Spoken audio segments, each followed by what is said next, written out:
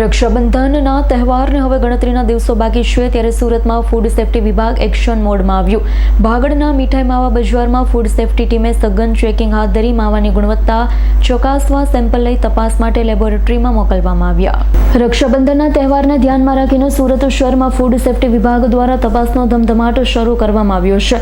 મીઠાઈમાં માવાનો વપરાશ વધતો હોવાથી તંત્ર દ્વારા માવાની ગુણવત્તા પર ખાસ નજર રાખવામાં આવી રહી છે.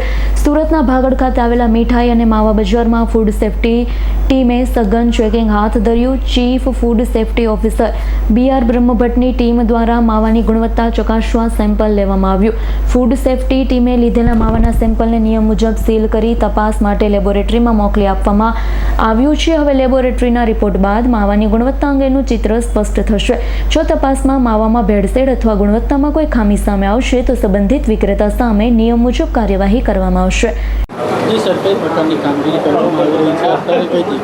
HS Patel food safety officer Surat મહાનગરપાલિકા.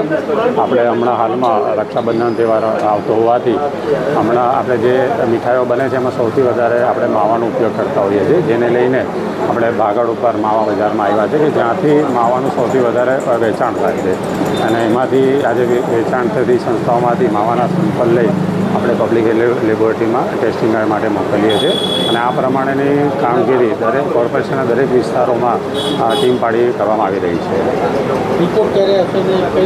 એના ઉત્તરાખંડ માટે મોકલી છે. એનો રિપોર્ટ બને એટલો આપણે જલ્દી લઈ લઈશું 1-2 દિવસમાં, કે જેથી એમાં ફૂડ સેફ્ટી સ્ટાન્ડર્ડ પ્રમાણે જો માવો નહીં હોય તો તેની સામે આપણે એ કાયદા મુજબની આગળની કાર્યવાહી લોકો પર કરી શકીએ. Bureau report S9 news Surat. અમારી તમામ માહિતીથી અપડેટ રહેવા માટે જોડાયેલા રહો S9 ન્યૂઝ સાથે.